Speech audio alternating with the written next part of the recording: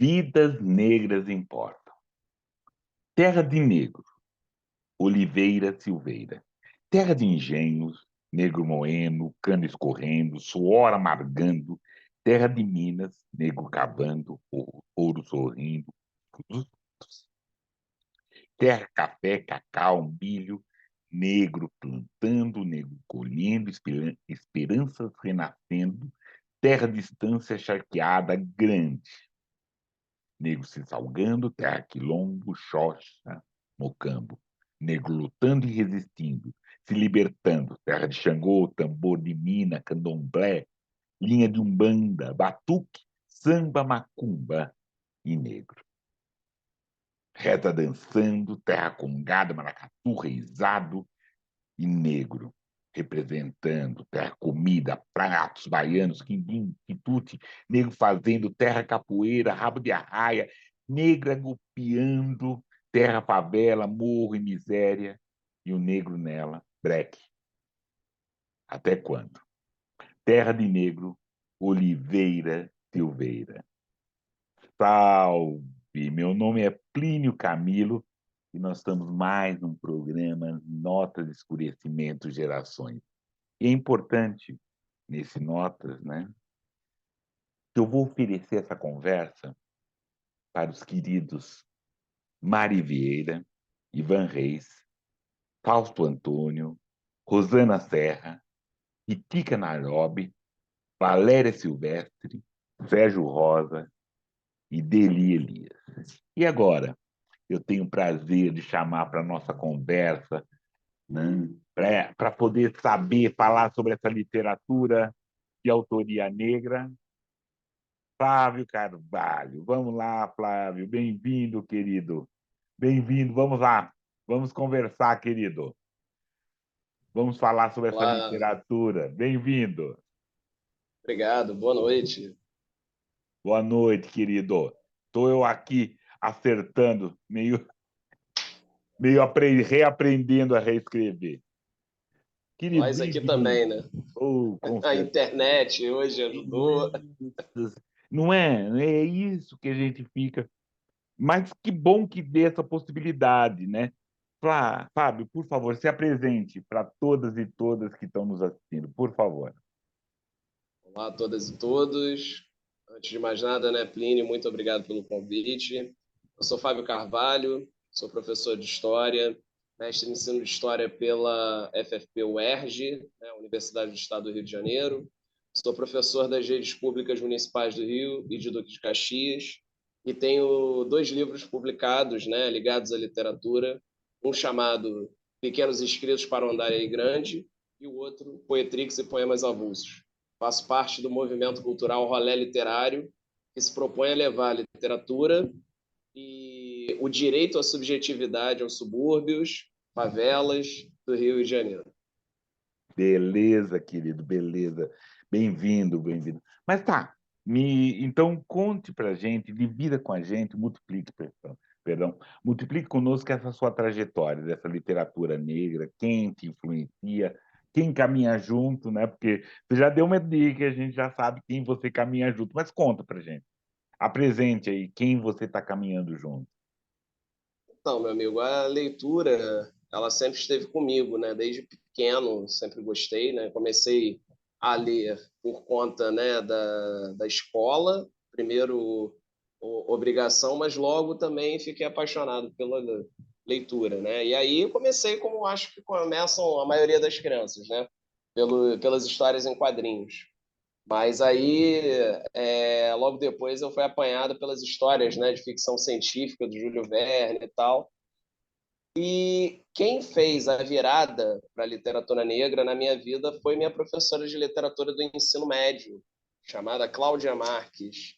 Né? Um beijo a ela, né? Devo muito a ela o conhecimento que eu tenho, essa aproximação. Foi graças às aulas de literatura dessa mulher negra, militante, que me fez procurar mais sobre literatura negra.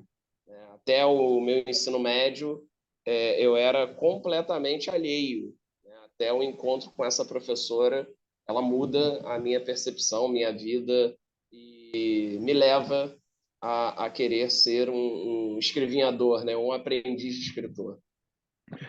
E isso é muito interessante, muito.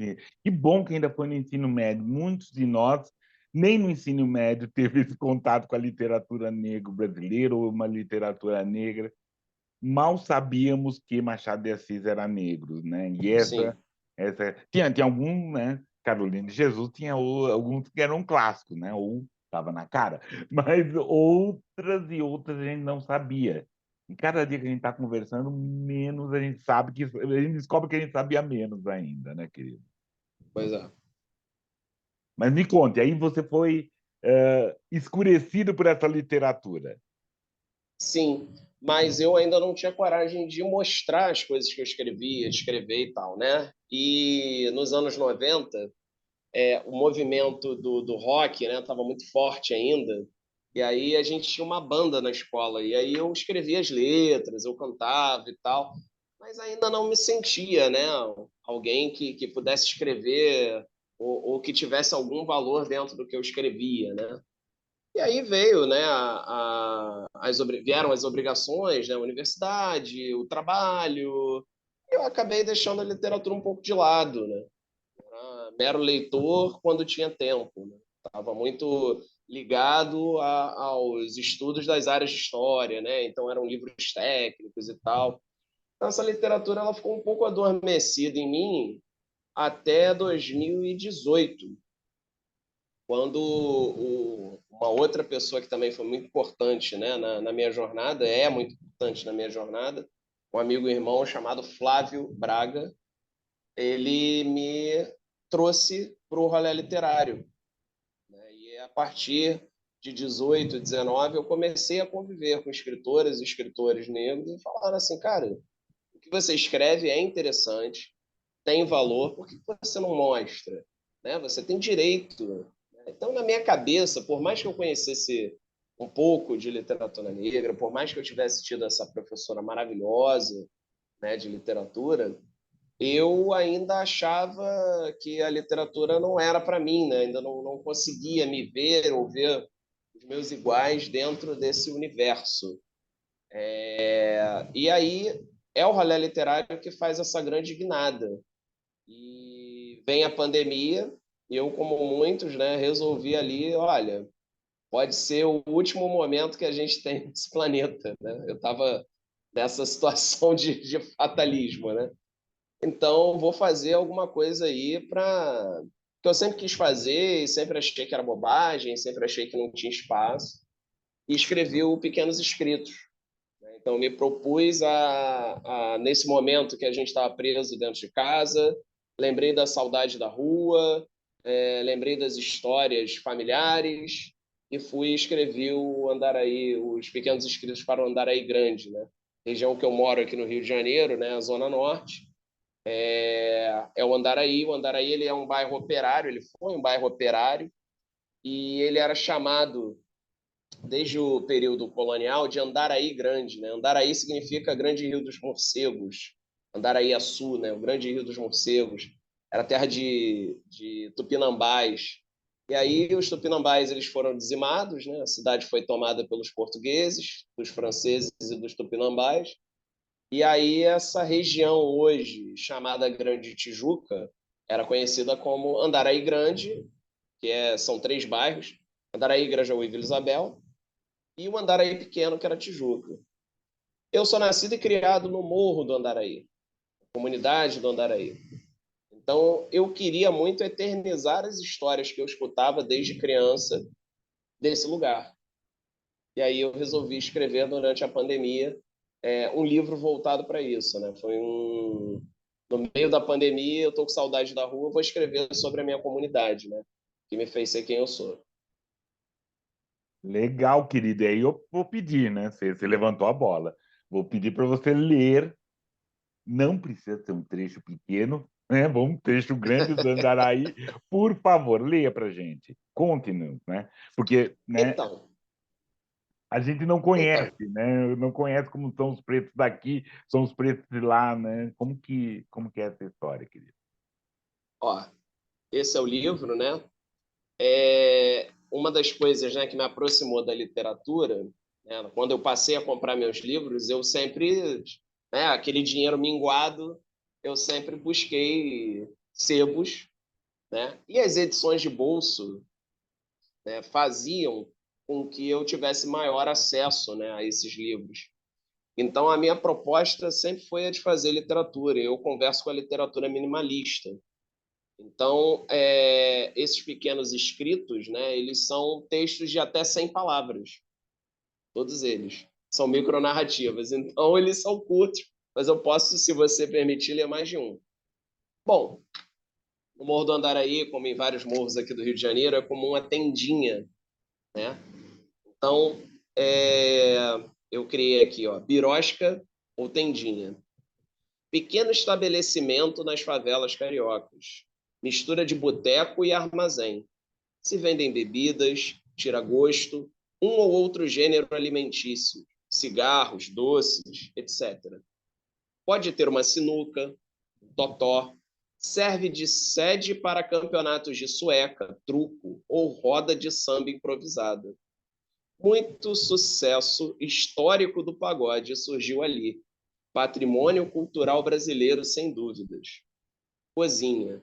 Esposa manda marido buscar fósforo que acabou. O malandro vai sem reclamar. Voa, conversa fiado, toma uma gelada. Não raro, o almoço de domingo sai 4 da tarde, temperado com azedume de casal. Martinho homenageou esse espaço num disco de 1978, chamado, claro, de Tendinha. Justo registro.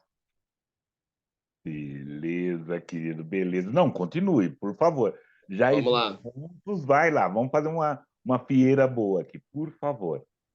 Então, olha só, vou falar de samba, futebol, né? Que são coisas que permeiam também nessa minha vivência. Aqui no nosso bairro tem uma escola de samba chamada Flor da Mina do Andaraí. E é uma história muito interessante, né? O Andaraí ele tinha uma escola de samba chamada Floresta do Andaraí. Essa escola desfilou nos anos 50 junto com as grandes escolas, né? E chegou a ser vice-campeã dos carnavais de 49 e 50. 54 em diante, misteriosamente, ela enrolou a bandeira e parou de desfilar. Você não encontra mais nenhum registro da escola. Não se sabe exatamente por quê até o momento. Mas um grupo de pessoas resolveu fundar um bloco chamado Flor da Mina. E a história é muito interessante. Existia uma mina d'água no morro onde as pessoas lavavam roupas. É muito comum. Lata d'água na cabeça, lá vai Maria. E aí a gente tinha essa mina. E ali nasciam flores dentro dessa nascente. E aí surgiu o bloco, que era verde e rosa. E esse bloco se tornou uma escola de samba. E aí, aqui também na região, a gente tem o Salgueiro. Mas a gente tem também uma referência muito forte, né? O Renascença Clube. Mas eu vou falar aqui da Flor da Mina, né? Minha homenagem. Tudo agora é carnaval. Passa o Salgueiro, Rio Vermelho nos arrebata. Belo pedaço de África a desfilar. Flor da Mina, a princesinha da floresta, vem com a atrevida a batucar. Carnaval, sonho e fantasia. Esqueço por 3 dias de sabores. Sinto orgulho do meu lugar. Calor. Fevereiro é de longe o melhor mês do ano. Corre, corre em barracão. Finaliza carro alegórico. Faz as últimas costuras. Passistas queimam a avenida com samba no pé. Aplausos. Rua em festa. Multidão de bate-bola. Confetes e espuma. Glória Momo. Blocos e mais blocos. De enredo, de embalo, de empolgação. Todos rezam para que essa dia quarta-feira, mas ela vem. Que pena. E Ótimo, o, ótimo. Por e o favor, outro lance. Perdão, você queria falar? Quer falar? imagina, quem eu tô aqui para ouvir você. Eu ia fazer aquele preenchimento daquele momento, mas não, por favor, estou para ouvir. Não, você pediu mais um, então agora eu vou falar da questão religiosa, né? Aqui também muito forte. Minha família e boa parte das famílias do lugar frequentava, né? Acho que boa parte dos brasileiros e brasileiras, né, tem uma relação, né, com a Umbanda, né, com o candomblé, enfim, com as religiosidades, né, de matrizes africanas. E eu também tive a sorte de ter um terreiro para chamar de meu, né? E uma das regiões do morro é o Jamelão, uma parte alta. E lá existia um terreiro chamado Santo Antônio de Pemba. E aí a família frequentava. Meu avô era médium do centro, ele recebia o pai Joaquim. Mas todo domingo a gente ia lá para receber as bênçãos do pai José. E aí me veio esse texto aqui, ó. Um terreiro no Jamelão. Tenda espírita Santo Antônio de Pemba. Jamelão, complexo do Andaraí. Minhas lembranças infantis. Pongá enfeitado, bonito. Amor e caridade. Domingo para tirar mal-olhado e curar espinhela caída. Receita de banhos com ervas milagrosas. Patuá feito. Pontos riscados, pontos cantados. Minhas almas, santas almas, olha a minha oração. Chegou o pai José, sábio de Aruanda, sorriso franco, olhar bondoso. Abraça as crianças, aconselha os pais, espalha boas energias. Famílias recebem consolo. Em setembro, dia de Cosme e Damião, dia de beijada, Mariazinha, Ritinha, Pedrinho, doce brinquedo, festa e espiritualidade, fé suburbana, carioca, brasileira. Essa fé, o terreiro e o morro me fizeram gente. Ótimo, ótimo, ótimo. Fábio, eu também cometo muito mais contos do que qualquer outra coisa. Não sei cometer outra, né, outra modalidade crônica, tá? Faço um romance. Mas gosto dessa ideia do conto curto, conto breve, essa coisa toda.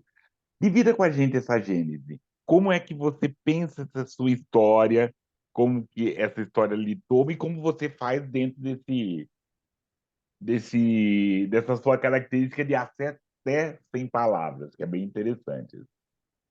Então, Plínio, eu sempre gostei muito, né, do poema pílula, né, dos contos curtos, né, dos microcontos, de utilizar essas novas plataformas, né, como o Twitter, que te exige um texto mais conciso, de até 100 caracteres.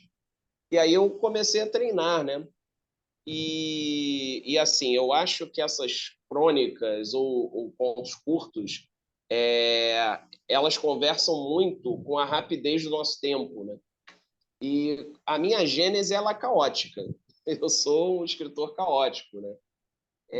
Eu estava vendo uma entrevista, né, do Alberto Mussa, né, o escritor Alberto Mussa, ele contando, né, que tem toda uma organização, né, da escrita, né, o Ney Lopes também, que ele lê, que ele faz os apontamentos até sair o livro, enfim.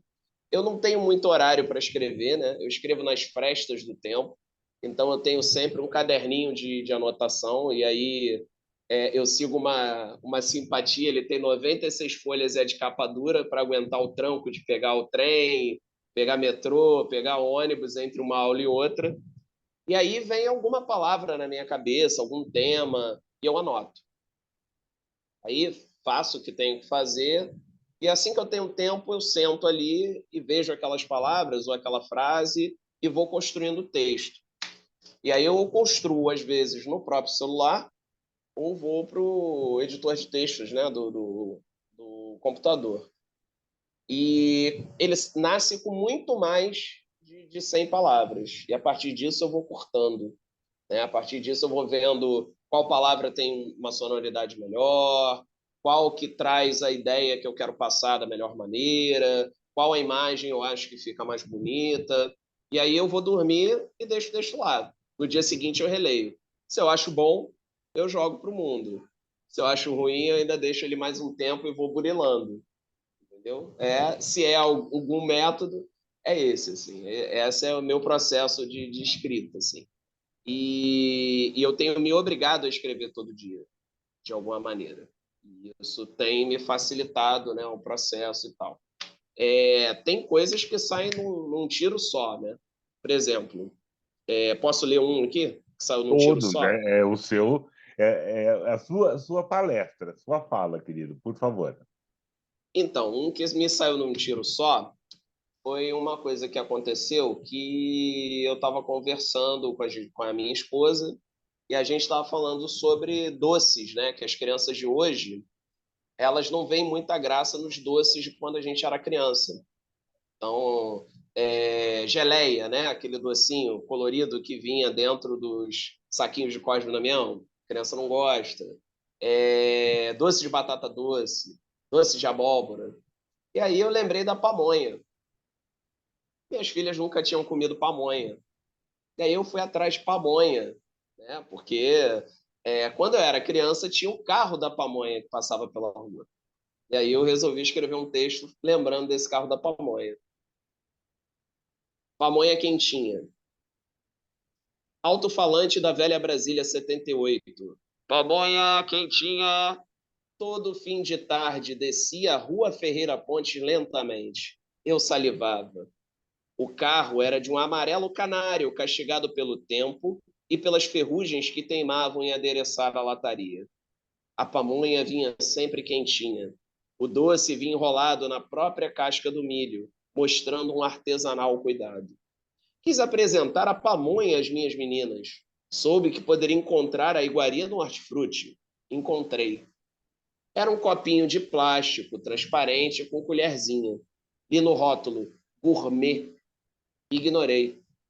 Pobres filhas que não tiveram e nem terão o prazer de ver a pamonha como deve ser. Ah, Então, assim, esse texto eu falo, eu brinco um pouco com isso, né, para a gente não ser muito daquela, no meu tempo era melhor, né, que a gente acaba sendo assim, né, às vezes, com as novas gerações, né. Mas é fato que a pamonha, como ela vinha, como ela era feita, era um pouco mais poético, né? sim. Trazia aquela coisa do cuidado, do tempo de você fazer a pamonha, depois você envolvê-la, né, com a casca e fazer o nozinho, entendeu? E essa geração ela não tem a noção, né, desse tempo, né? Então a gente tem um monte de adolescente ansioso, né? Um monte de criança ansiosa, gente ansiosa. Aqui em São Paulo, né, nós temos, tem esse carro da pamonha, teve esse carro da pamonha, só que havia também uma outra peculiaridade que era a pamonha pura de Piracicaba. Veja só experimentar essa delícia, pamonha, pamonha, pamonha. E é isso, é romântico mesmo, porque a pamonha Sim. hoje na festa junina são outra coisa, não é a pamonha pura de Piracicaba, não. Você tinha o carro não sei, em São Paulo, né? Você tinha o cara que comprava ferro velho. Compro ferro velho, compro não sei o quê. Geladeira velha, fogão velho. E aí, aqui no Rio, tinha uma peculiaridade. Eu não sei se São Paulo também, né? Mas em alguns lugares aqui do subúrbio do Rio, eles davam em troca para as crianças pintos, Hum, filhotes de galinha, coloridos. Então, assim, o pinto azul, vermelho, amarelo, eles coloriam, tingiam o pinto com aquilo, eu não sei. E aí a criançada ficava louca atrás de produtos, né, de ferro, para trocar por esses pintos coloridos, né? Então, assim, a modernização, né, ela é muito interessante, ela é muito boa, a gente vive melhor, mas a gente perde um pouco essa coisa do tempo, né, das coisas acontecerem, né, dar tempo ao tempo, acreditar nos processos, a gente ter uma vida mais comunitária, né, a gente poder se integrar um pouco melhor, né. Hoje em dia a gente vive em apertamentos onde a gente mal conhece os vizinhos, né, e tem até um texto meu, né, que fala um pouco disso, que eu digo que eu sou educado na pedagogia do mutirão, né. Aqui, né, no Rio de Janeiro é muito comum, e acredito que em outras partes, o mutirão, essa ideia de você ajudar o outro a construir a casa dele, quando você precisar, ele vai lá e te ajuda. Né? E aí eu lembro disso firmemente quando eu era criança. Assim, né? A nossa casa, né, minha casa de infância, ela foi construída com a ajuda de pessoas que iam lá, aos finais de semana, sem cobrar nada, virar uma laje e tal. E tudo terminava em festa. Né? As coisas terminavam em festas, as coisas terminavam em trocas, em conversas. Né? Eu acho que uma das coisas que me fez querer escrever é porque eu via muito o pessoal contando história, né? Os velhinhos que contavam histórias. Né? E eu acho que, no fundo, eu queria ser esse velhinho que conta história. E aí, por isso também que eu comecei a escrever. Então, esse texto se chama Mutirão. Fui educado no mutirão. No morro, muita coisa foi feita em parceria. No domingo bem cedo, geralmente a folga da maioria, era dia de ajuda mútua. Pintar uma casa, virar uma laje, carregar os materiais. O pagamento, o compromisso não escrito de estar no mutirão do próximo que precisasse. A boa educação mandava ter um almoço e umas bebidas para a turma. Geralmente era um mocotó, um cozido ou uma feijoada. No fim de trabalho, uma cantoria na laje recém-erguida. Balde vira instrumento de percussão, surge um violão, vinha samba, brega, alegria. O melhor era conviver com vizinhos que se gostavam. Então, eu lembro disso com muita saudade, né? Então, a gente aqui em casa, a gente tenta passar, né? Essa coisa para as crianças e tal, mas é um mundo diferente, né? Acho que nem melhor nem pior, ele é diferente. Diferente. Mas eu acho que dentro da nossa comunidade negra, né? Acho que esses valores que nos fizeram sobreviver à violência de todas as maneiras, né? Eu acho que para nós esse convívio, essa vida comunitária mais coletiva, eu acho que ela é resistência até hoje, né? Sobrevivência até hoje. Então, eu acho que a gente realmente precisa cultivar mais isso, né? Eu, pelo menos, acredito muito nisso. Precisamos sim, precisamos aproveitar, né? Talvez assim tenha esse cultivo passe por essa questão online, por alguma, mas precisamos dessa questão desse cultivar, mas principalmente, penso eu, ou mais tempo para ouvir, né? Falar talvez menos, mas mais tempo para ouvir o outro, ouvir a contação de história, refletir, né? Ter uma reação mais elaborada, né? Mais uma prontidão, né? Instantânea, mas uma relação mais elaborada. Penso também isso, assim. A tecnologia está sendo boa, está sendo ótima, graças a isso a gente está conversando. Mas ela perde esse tempo de reflexão e audição, da escuta, né, querido? A gente se sente obrigado a ter opinião sobre tudo, né? Sem refletir sobre o fato, né? Eu sendo professor de história nesse tempo de eleição, né? Nesses tempos de cancelamentos, né? A gente não tem muito tempo de pensar sobre, né? As coisas vão acontecendo e aí as pessoas exigem, né? Determinados posicionamentos e tal, que são justos, né? Mas eu acho que às vezes a gente precisa ter um tempo de maturação, né? Se afastar um pouco, né? Do acontecimento para poder refletir melhor sobre ele, né? E a gente realmente não tem tido mais tempo, né? O Ou tempo da pamonha. é o tempo da pamonha, ou até se aproximar, né? Talvez pensando no tempo da pamonha, é isso, né? É aquela coisa, você não vai comer a pamonha de colherzinha, você vai desembrulhar, né? Então, muitas vezes, ou tem que se afastar para ouvir melhor, ou se aproximar para pegar outros detalhes que a gente não tem. Querido, vou pedir Sim. uma licença para você, para a gente falar, mas antes eu queria um texto seu para você fechar esse nosso primeiro bloco aqui, por gentileza. Olha, então já falei de religião, samba, futebol. Perto de casa eu jogava um América Futebol Clube, né, que foi um dos 5 grandes clubes do Rio de Janeiro, né, durante boa parte dos anos, até os anos 80, mais ou menos, né? E depois ele cai em decadência e tal, mas o campo do América era aqui perto. E aí era uma época que até o futebol, né, era mais popular. Então, quem tinha dinheiro para pagar ingresso, né, ia pagar ingresso, quem não tinha, ia assistir do alto do Morro de Santo Antônio, que era um morro que ficava vizinho ao campo do América. E o nome do estádio era Volney Brown. Ontem, estádio Volney Brown. hoje um shopping. Foi caldeirão do América Futebol Clube. Futebol aos pés do Morro de Santo Antônio. Mormácio, cariocão do distante ano de 1981. Tarde inspirada de Luizinho Lemos, o goleador máximo do Clube Rubro Tijucano. A camisa vermelho sangue de número 9 lhe caía bem. A vítima, o Madureira. 3-0 ao fim da peleja. 2.000 pagantes. Em 2019, li no jornal que o eficaz artilheiro morreu. Passou mal em campo, como técnico de seu querido América. Seu coração lhe pregou uma peça. Lamentável. Sorte de quem viu suas peripécias na Zona Norte. Saudades andaraenses.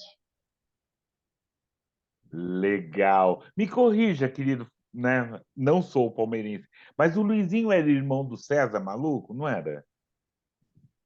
Luizinho, irmão do Luizinho César Maluco, olha, não lembro. não Mas esse, lembro. eu acho que eles têm alguma relação, Ele sim. O tem uma relação. Luizinho, Para mim, eu acho que era.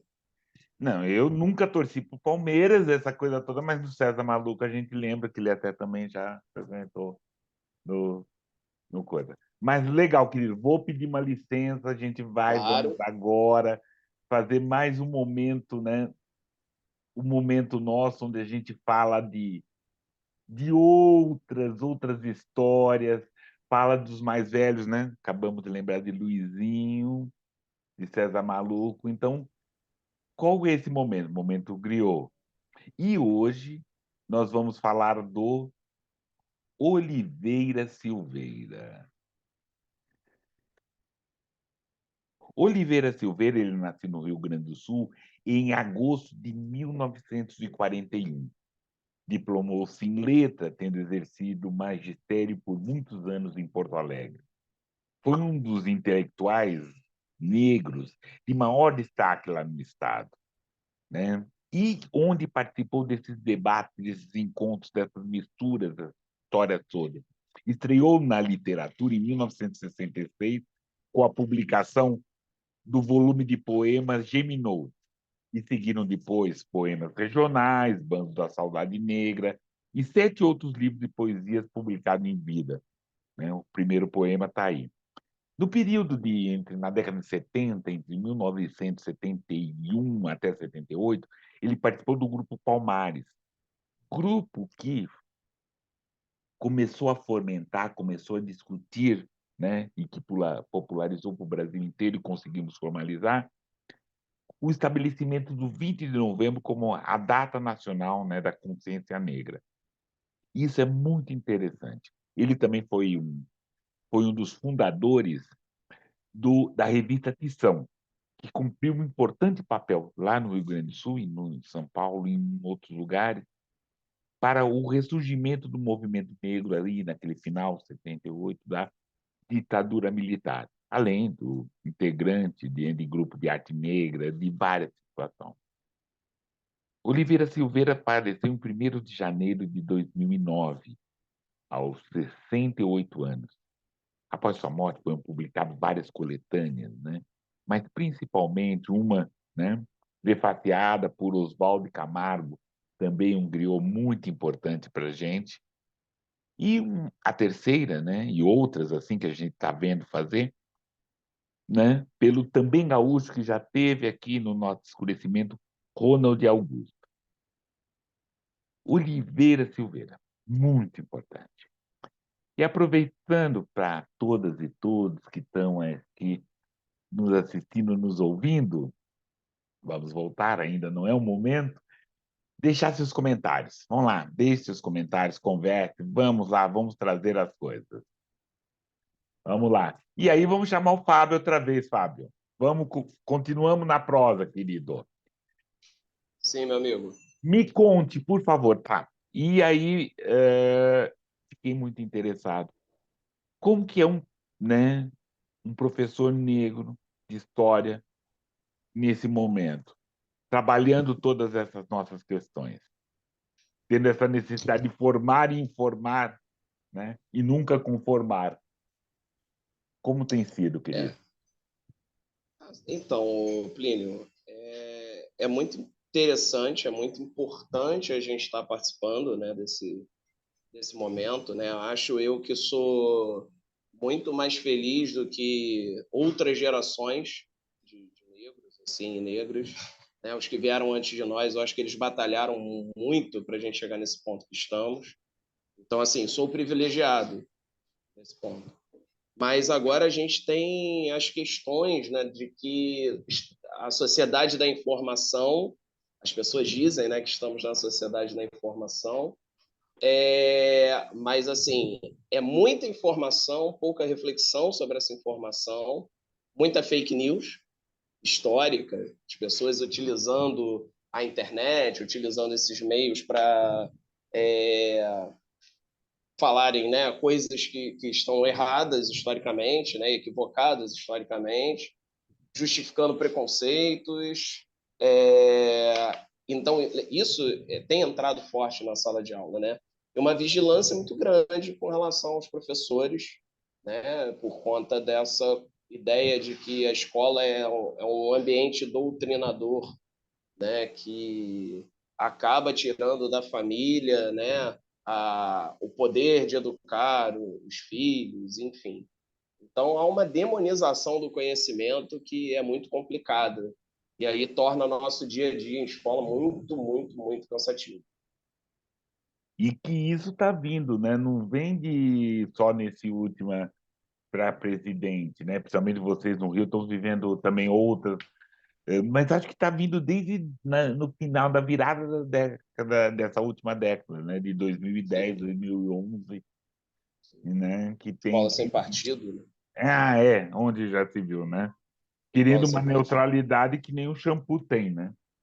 Sim, Né? e a escola sem partido, ela vem com essa ideia de que a escola não pode doutrinar e tal, só que a gente vê diariamente uma doutrinação, Uhum. né, de que não existe racismo, essa coisa do mimimi e tal. E aí a gente, em sala de aula, tem que lidar com essas coisas, né? Não baixar a cabeça, não deixar de falar o que é importante falar, mas ter certos cuidados, né? Certa cautela, saber construir isso solidamente, se calçar. Essa é a realidade que estamos vivendo, né? Há algum tempo. E você falou muito bem, isso não aconteceu ontem. Esse ovo da serpente ele vem sendo chocado há muito, muito tempo, né? E eu acho que a gente deixou correr frouxo, né? Não levou a sério, não acreditou que era possível. Não, e Enfim, não percebeu, agora se percebe. Porque tudo bem, eu nem sei decifrar ou falar ou descrever como que é essa história, né? Quando fica a do mimimi. Mas que não é diferente a ideia, e principalmente para nós nos ofende, é aquela questão da democracia racial. Somos todos negros, imagina. Eu sou assim, mas eu tenho pé na cozinha, meu cabelo também é ruim. Aí eu gosto de samba, né? Ai, sabe? sim, Todas essas coisas que sempre existiram, né? E a partir do sim. dia 14 de maio de 1889, isso na 88, né, já começou a ter essa questão de incluir, não tem problema, imagina, né? Ah, eu tenho sangue, todo mundo aqui tem sangue negro, né? Essa E história. eu acho que a gente está vivendo esse período, né? Esse é um período de grande virada histórica. Então, assim, são choques de percepções que a gente sempre teve, né? Por exemplo, o Brasil é uma democracia racial. Durante muito tempo esse discurso imperou e aí agora vem um conflito, né? Os números mostram que não somos uma democracia racial, né? Fatos diários nos mostram que não somos uma democracia racial. Então, assim, mas ao mesmo tempo abrir mão desse discurso, né, significa, como a gente costuma dizer aqui no Rio de Janeiro, né, assumir esse BO, né, assumir esse BO histórico, essa dificuldade histórica, discutir, né? O Brasil é muito ruim em fazer DRs, né? A primeira grande DR, né, é a escravidão, pós-escravidão. É uma DR que o Brasil não quis fazer, né? Você traz o imigrante para cá e busca o branqueamento da população, você não dá nenhum tipo de compensação para as pessoas que foram escravizadas e que ali. Não, a gente já libertou, acabou, tá tudo bem. Graças à Princesa Isabel, agora tá tudo certo. Né? Então, primeira grande discussão que a gente não teve. Acho que uma outra discussão que a gente não teve, que também foi muito grave não ter e voltou para a gente, foi o pós-ditadura. Né? Essa discussão sobre democracia, participação popular na política, os crimes cometidos pela ditadura, enfim, isso não foi discutido, como fizeram Chile, Argentina, Uruguai, nossos vizinhos, né? A gente precisava ter feito isso, né? A ideia de anistia ampla e restrita acabou trazendo uma ideia de que, pô, ditadura é bom. A época da ditadura foi muito boa. Era um Brasil pujante, era orgulho, era respeito, né? As pessoas não tinham corrupção. Então, são discussões que a gente não fez e que estão voltando para a gente. Então, acho que esse conflito, né, esses conflitos que têm acontecido, eles têm seu lado positivo. Afinal de contas, né, aquilo que está lá guardado, que não é discutido, não é resolvido. Eu acho que a gente agora caminha para uma resolução, né, que talvez a gente não vai ver, talvez minhas filhas não vão ver, mas quiçá, né, meus netos, né, talvez nossos netos vejam. Acho que a nossa. Agora a gente tem que calçar, continuar calçando, né, da melhor maneira possível esse caminho. Né? Antes não se falava, agora falamos. Agora estamos colocando em pratos limpos, ou pelo menos tentando. Né? Alguns de nós estão chegando. Agora também acho importante que aqueles de nós que chegam, que não sentem no trono da chegada, né? E que ajudem outros a chegarem também, porque é só assim que a gente muda as coisas. Né? E principalmente, eu acho que agora também é o nosso trabalho. Tá, a discussão não vai acabar conosco, nessa encarnação não vai, né? Mas nós temos que preservar a história para que eles tenham dados fidedignos do que aconteceu. Porque o que acontece hoje, e só quem, principalmente quem não viveu, começa a pensar que na ditadura não tinha corrupção. Vide Brasília, né? Vide todas essas coisas. Tá? Né? Só que tudo era bom e tudo era pungente. Ninguém lembra essas coisas todas. E faz uma comparação, né, que não morreram tantos quanto morreram no Chile e na Argentina. Sim, não foi. Mas a pressão não tem o tamanho da pressão. Porque eles, né, Argentina e Chile, principalmente teve o rompimento e foi violento, acho que esse nosso rompimento estava ser violento, eles conseguiram, sabe, é o momento. Aqui teve uma passagem que fizemos uma constituição à luz, morrendo de medo, e aí vem pessoas falarem, então, que o exército é o poder moderador. Nunca foi, não é essa ideia. Então, perfeito, eu acho que a discussão não vai findar conosco, mas a gente tem que preservar essa história, esse conhecimento para quem está vindo, para ter base do que vai discutir. Senão vai achar que não foi, sabe assim? Pô, Sim. ninguém, sabe? Aqui morreu só esse tantinho, lá tanto, aqui foi melhor que lá. E a pressão que a gente teve, né? Quem andava na rua, e daí onde apareceu o Esquadrão da Morte, todas aquelas coisas, as matanças, quem morava em periferia, que era, né, todas essas coisas que aconteceu. Né? A grande crise econômica, né? No Rio, por exemplo, a questão dos motéis que começaram com o regime militar, com os militares. Né? Então, saber dessa gênese das coisas, assim, né? Do que foi que aconteceu, que não foi momento, né? E os militares não são salvadores, né? Não são, não são. Sim. Somos Tem nós. a sua função dentro de um Estado democrático de direito, Sim, que é justo, ok, mas, assim, cada um no seu quadrado. Né? não com certeza. Política é lugar de outras pessoas que não militares. Né? Não, Caserna politizada é um problema, né? Assim, com partido, né? Digamos assim. não querendo poder, né? Querendo poder. É, Porque a questão não é ser politizada, não sei.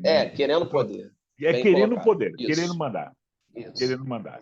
É essa a questão. Não entendendo, não Sim, contribuindo para a discussão, não fazendo, não querendo mandar. Nós mandamos porque, né, somos isso, isso. filho de E alguém. essa ideia de puros, intocáveis e que não somos corruptos e né, somos quase santos, outsiders na Uhum. política, né? A gente não toca nisso. Enfim, mas e eu acho que é mais uma coisa, né, que está saindo também. Eu acho que vai acontecer um desencanto, né, dessa parte, de uma parte da população com relação a essa história.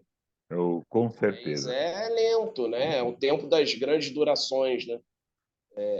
Você, para fazer esse tipo de mudança, trazer à tona essas reflexões, isso demanda tempo, né? E demanda também você bater de frente com determinadas estruturas que já estão aí há séculos, né? Com certeza, com pensamento. A luta não está no fim. Querido, vou pedir licença para você, mas quero um texto antes. Claro. Quero um texto antes, por favor, querido, por gentileza.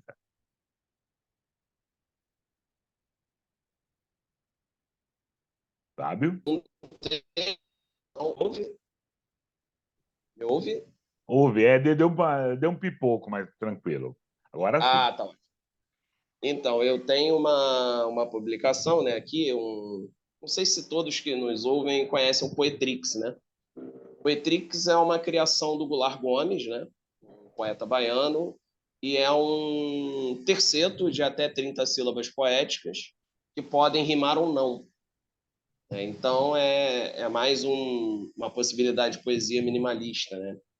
E aí eu escrevi esse micropoema aqui tem alguns dias, chamado Tenacidade Perfumada. Profunda terra seca, broto bebeu bravamente a chuva fina. Nasceu a flor esperança. Legal, querido, legal, legal, legal. Vamos aí agora voltar ao nosso esperado, né? Famoso Estante Eu tô Preta. aqui. Beleza? Vamos lá? Nessa questão da Estante Preta, vamos começar. Lembrando que, né, que é importante que todas e todos assistam, assinem o canal. E o primeiro livro que a gente sugere é Criança nas Sombras, né? Dos autores Edjan C.S. e Amora Moreira. Essa sinopse é Jovem Dandara, moradora da zona norte do Rio de Janeiro, recebe uma missão complicada: localizar um garoto rico em uma vizinhança perigosa. Acompanhada de Moara, sua melhor amiga, ela percorre corredores escuros do conjunto habitacional conhecido como La Fange. O prédio é evitado pelos moradores da vizinhança por causa de histórias sobre sua criminalidade e lendas urbanas de crianças nem vivas e nem mortas. Sussurro na sombra. Acima de 10 anos. Criança na sombra. Uma outra indicação, esse é do importante Fábio Cabral, o blogueiro, o blogueiro bruxo das redes sobrenaturais, né? Um romance de aventura. E a sinopse começa assim. Vocês viram o novo vídeo do Joselito Abimbola, filho de Logun Edé, roupa purpurinada, superpoderes digitais? O sonho dele é ser o maior blogueiro das redes sobrenaturais. Quetu 3. Baf, Quetu 3 é o lar dos filhos dos orixás, a metrópole dos arranha-céus, carros voadores, sacerdotisas empresárias e tecnologias movidas a fantasmas. Vocês viram a postagem do Joselito Bimbola? Grito: os influenciadores são guerreiros valorosos. Esse é a ideia, né, do blogueiro bruxo das redes sobrenaturais. É importante ler, né, esse romance afrofuturista, né, editora Malê, Fábio Cabral. E a última dica é Saudade da Minha Avó, de Maíra Oliveira, ilustrações de Renato Cafuso.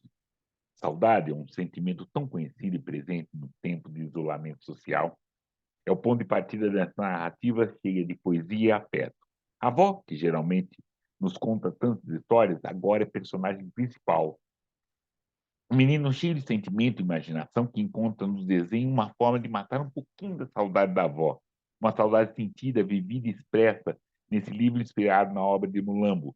É o novo lançamento da Oriqui Editora. Saudade da minha avó. É isso. É importante. Deixem seus comentários, dicas de outros livros para a gente poder conversar. É importante que a gente comece a falar. Assine o canal, por favor. É isso, querido. Vamos conversar mais um pouquinho, falar mais algumas coisas. Conte mais desse seu livro do Poemetrix. Como que é Poemetrix? Poetrix. Poetrix, me perdoe, Poetrix. Poetrix é esse aqui, né? Comecei a escrever, né? Aí saiu o livro, e aí eu fiquei viciado em publicar livro, né? E aí em 21 surgiu esse livro aqui pela, não sei se dá para ver, Ah, sim, agora sim. Se afastando um pouco, dá. saiu pela editora Caminhos, né? Tem um trabalho gráfico de um amigo aqui, o Rodrigo Cairo. E a ideia do Poetrix agora, né, era como eu fiz as micronarrativas, né, em prosa, agora eu queria tentar o verso, né, como é que seria. E também, né, eu me utilizando do universo suburbano, das vivências, dos tipos. Eu comecei a escrever os Poetrix e surgiram, né, aqui no livro foram 52, né? E tem poemas também que não são Poetrix, são um pouco mais longos, mas que também estavam guardados, estavam engavetados, e aí eu resolvi tirar, né? Mas eu me considero muito mais alguém da prosa do que da poesia, assim. Eu acho que eu tenho, apesar de ter começado, né, como todo bom adolescente, a escrever poesia, eu gosto hoje muito mais da prosa, né? Eu tenho maior afinidade com a prosa. Mas resolvi deixar o poeta aí aparecer um pouquinho, né? Não sei se fui feliz. Mostra lá, mostra, põe a luz. Então vamos lá. Esse Poetrix aqui ele fala exatamente, né, do que é, né, do que eu sou enquanto alguém que escreve, enquanto poeta, né, um aprendiz. Chama-se Versos Livres. Poeta me fiz sem querer, formação literária não tive, versejo ao natural, como se vive. É bem aquela ideia, né? De a poesia está em todos os lugares, e aí eu pego um pouco e faço, né? Me proponho a fazer. E o que é legal, querido, principalmente sua declamação, é que nos provoca a atenção desde o primeiro momento. Porque quando você começa a falar, eu vou sentar, você acabou.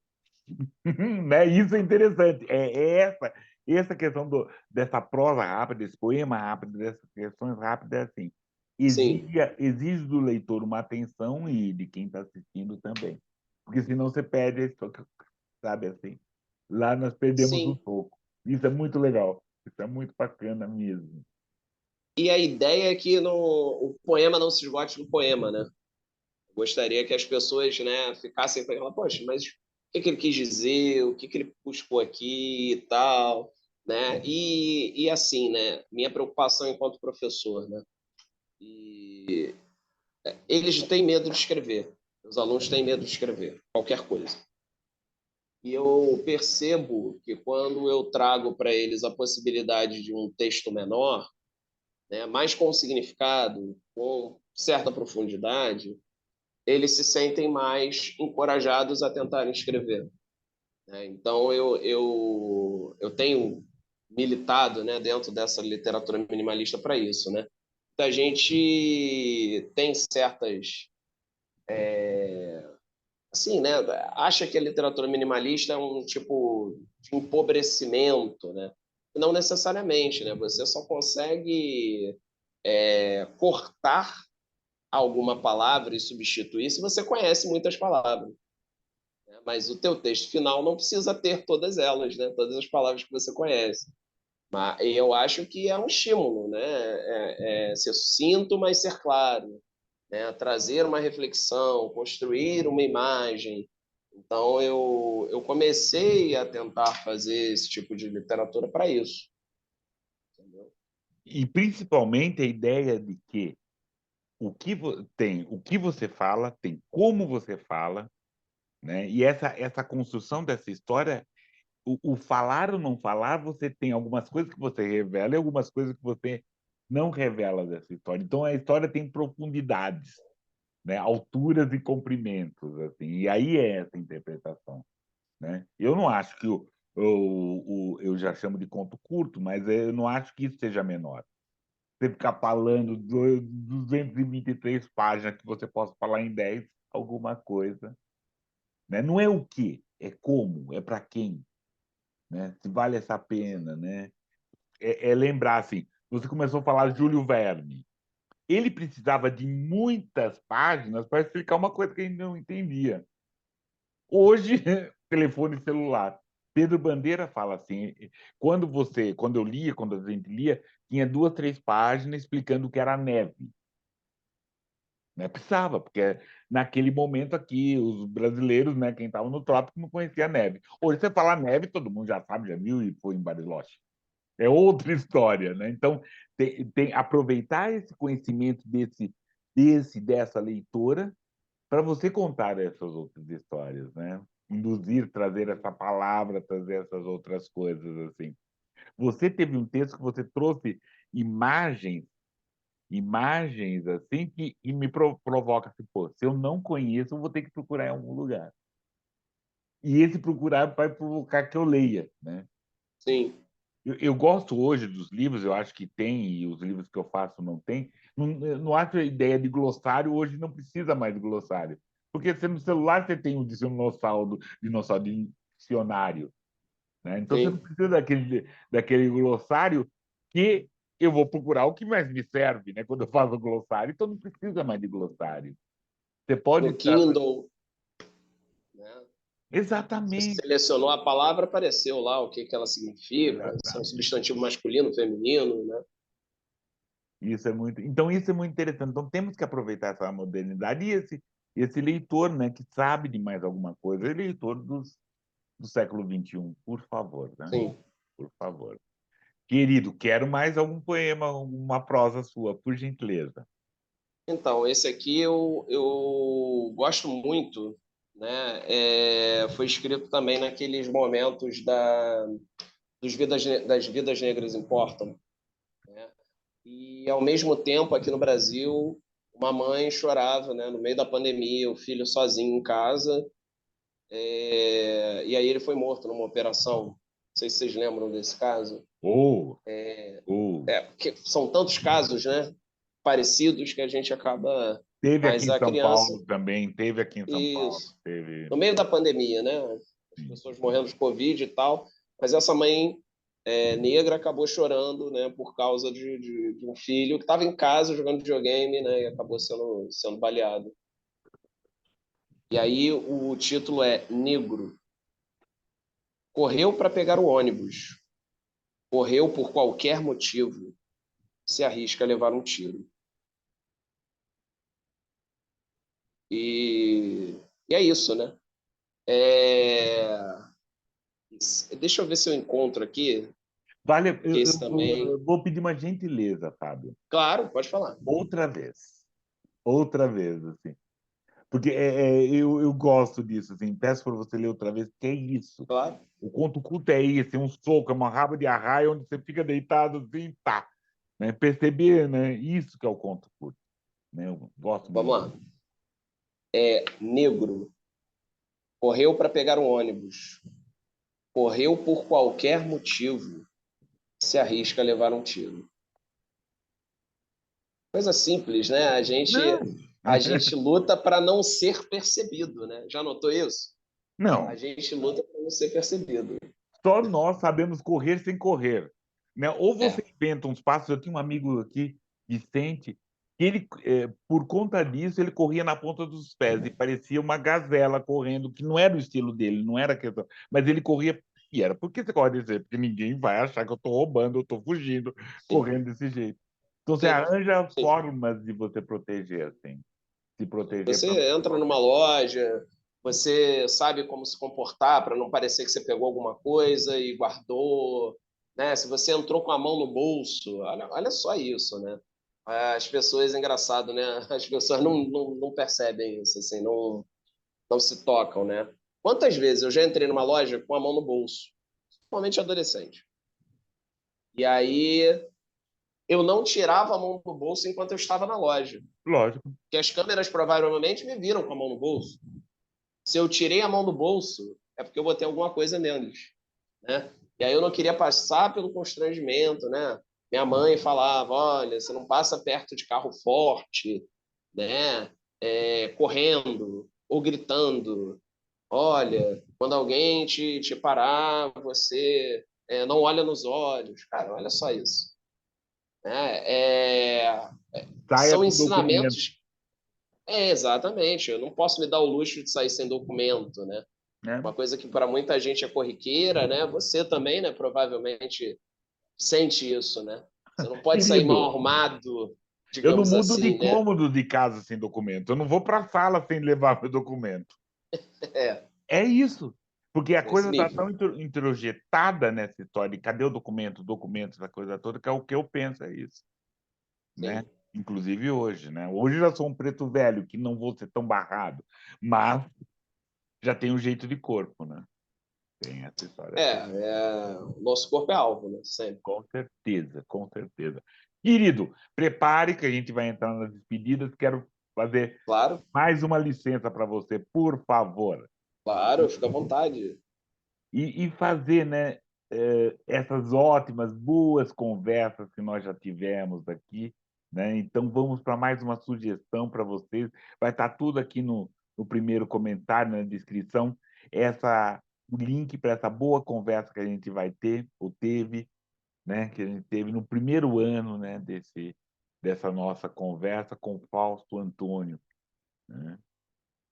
Professor, está na Bahia, né? Com a TV Matracas agora, fazendo um ótimo trabalho com uma literatura. Foi uma conversa muito ótima, né? E já que é a semana que eu lembrei dele, oferecendo esse programa, ofereço isso para lembrar. Fausto Antônio, para a gente conversar. Beleza? E aí, vamos lá, Fábio. Vamos agora para nossas despedidas. Quero agradecer imensamente você estar chegando, você está sendo esse parceiro, essa gentileza da gente poder conversar, né? E que a gente vai conversar mais vezes, né? Quem sabe a gente vai também ter jogo, né? Tendo jogo, me chama, por favor. Eu Poxa, vou te com chamar, certeza. eu vou te chamar. Com certeza. Olha, você não tem o que agradecer, meu amigo. Eu me sinto muito honrado, muito feliz de estar aqui, né? Compartilhando um pouco, né? Dessa minha curtíssima trajetória, né? Dentro da escrita. Eu sou um professor que brinca de escrita, né? Você já é um cara mais profissional, né? Você está nesse campo há mais tempo. Você é craque, né? Eu sou Não, aspirante. não, não, tô começando, sou meninão ainda. É isso, mas estou aqui à sua disposição. Te agradeço a disponibilidade, a humildade, a paciência, né? E estou extremamente feliz aqui, né? Eu entro para um hall de excelentes programas que você já fez aí. Nossa, com certeza, né? E é Obrigado. como a gente já falamos, como esse 2023 vai ser interessante, porque agora a gente está apresentando não mais a sexta, está apresentando isso no começo da semana para as pessoas assistirem, verem com vagar, comentar. E isso que eu peço, assine o canal, comente, vão lá, seguir o Fábio, tem todas as indicações. Fábio, na saideira, um texto para a gente, por favor. Então, olha só, a gente, né, é uma coisa também que me preocupa muito, né, de passar para as pessoas e especialmente para os jovens que a gente também não é só dor, né? A gente é vida, a gente é poesia, a gente é arte, a gente é festa. E aí a gente tem pessoas aí que nos inspiram, né? E uma das pessoas que me inspira é o Usain Bolt, né? O nosso raio negro, né? E aí eu coloco assim: Poetrix para o 100 Bolt, transpiração, pés alados, raio negro, dourado, reluz no peito. Legal, querido, legal, querido, legal. É isso. Agradeço a todas e todas que tiveram a gentileza, a paciência de assistir isso. Divulga, comenta, né? Compartilhe, né? Nos dê um retorno, dê sugestões para o que a gente pode fazer. E é isso, querido. Fábio, muito obrigado. Agradeço imensamente, querido. Até. Também, meu amigo, até. Muito obrigado. Tchau. Tchau.